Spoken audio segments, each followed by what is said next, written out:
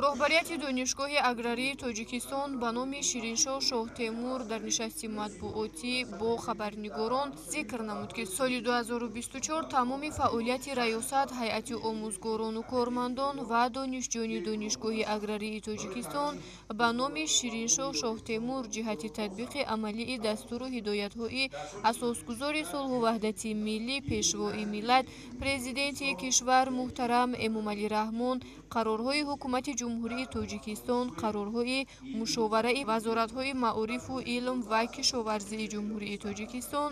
ба роҳ монда шуданд. Дар такя ба ҳамин раёсати донишгоҳ ба рушди босуботи донишгоҳ ва сифати мутахассисони кишоварзӣ диққати ҳамаҷониба дода барои ворид гардидан ба фазои ягонаи таҳсилот ва ҷорӣ намудани меъёрҳои байналмилалии таҳсилот тамоми имкониятҳои худро истифода менамоянд. Иттилоъ дода шуд, ки дар факултати донишгоҳ 4666 донишҷӯ аз рӯи 53 ихтисос ба таҳсили рӯзона фаро гирифта шудаанд, ки аз ин миқдор 173 нафар ва 162 нафар барандагони квотаи президентӣ мебошанд. Айни замон дар зинаи магистратура 64 нафар ва дар зинаи доктор PhD 28 нафар таҳсил менамоянд. Гуфта шуд, ки машғулиятҳои назариявӣ ва амалӣ дар 13 бинои таълимӣ 210 синфхона бо миқдори 6200 ҷойи нишаст, 222 синфхона, 72 озмоишгоҳи таълимию илмӣ, 15 озмоишгоҳи илмӣ таълимӣ мегузаранд. Инчунин 12 маркази компютерӣ, 3 маркази интернетӣ ва дар 2 хоҷагии таълимӣ таҷрибавии шаҳри Ҳисору ноҳияи Ёвон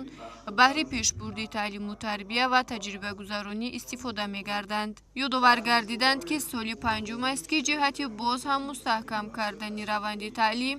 ҷорӣ намудани равандҳои инноватсионии таҳсил, махсусан барои аз байн бурдани муносибатҳои номатлуб дар рафти қабули санҷишҳои фосилавӣ ва назорати бо мароми давомоту сатҳи дарс аз худкунии донишҷӯён дар донишгоҳ журнали электронӣ тавассути барномаи ягонаи электронии идоракунии раванди таълим ташкил карда шудааст. Қайд гардид, ки дар соли 2024 аз тарафи олимону омӯзгорони донишгоҳ 19 китоби дарсӣ, 64 дастури методӣ, 8 монография, 19 тавсиянома, 1062 мақолаи илмӣ дар маҷмӯи мақолаҳои конференсияҳои байналмилалӣ ва ҷумҳуриявӣ нашр гардид. Ҳамзамон иброз шуд, ки дар давраи ҳисоботӣ 6 конференсияи байналмилалӣ, 11 конференсияи илмӣ амалии ҷумҳуриявӣ, 11 мизи мудаввар, 26 семинари илмӣ амалии омӯзишӣ бо ҷалби олимони соҳа, омӯзгорон, магистрантҳо, докторантҳо, унвонҷӯён ва донишҷӯён баргузор карда шуданд. Ба раёсати донишгоҳ бошад дар ин давра 2009 адад мактуб,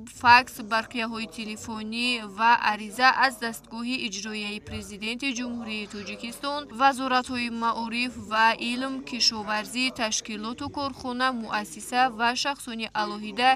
ворид шудааст. Аз миқдори мавҷуда 1971 адади онҳо мавриди иҷро қарор ва ба 1950 ададаш ҷавоби хатӣ дода шуда, 38 адад мактуб барои маълумот ва мавқеи иҷро қарор дорад. Донишгоҳи аграрии Тоҷикистон ба номи Шириншоҳ Шоҳтемур дар кишвар нахустин ва ягона сарчашмаи таълимию илмӣ ба шумор меравад, ки тамоми соҳаҳои муҷтамаи агросаноатии кишвар дар рушду нумӯи худ аз маҳсули он ғизо мегиранд. Аз ин рӯ раёсати донишгоҳ тамоми тадбирҳоро меандешанд, ки дар донишгоҳ шахсияте ба воя расад, ки ӯ барандаи ғояҳои ватандӯстӣ, худогоҳиву худшиносӣ, одобу созандагӣ бошанду илму ҳунарро ҳамаҷониба аз бар намоянд.